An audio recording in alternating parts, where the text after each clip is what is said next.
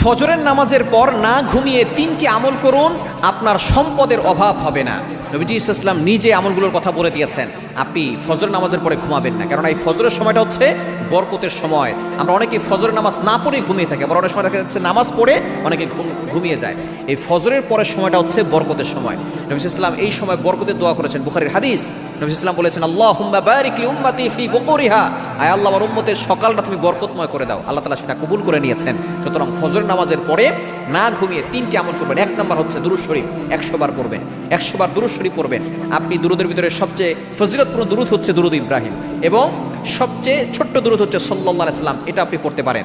আপনি সাল্লাল্লাহু আলাইহি সাল্লাম এটাও আপনি 100 বার পড়তে পারেন, কারণ দুরূদের ব্যাপারে আল্লাহ তাআলা নিজে বলে দিয়েছেন। কোরআন খুলেন 22 নম্বর পারার 5 নম্বর পৃষ্ঠা 4-5 নম্বর লাইন, সূরা আহজাবের 56 নম্বর আয়াত, ইয়া আইয়ুহাল্লাযীনা আমানু সাল্লু আলাইহি ওয়া সাল্লিমু তাসলিমা, তোমরা নবীর প্রতি দুরূদ পাঠ করো। এজন্য 1 নম্বর হচ্ছে দুরূদ শরীফ 100 বার পড়বেন। দ্বিতীয় নাম্বার হচ্ছে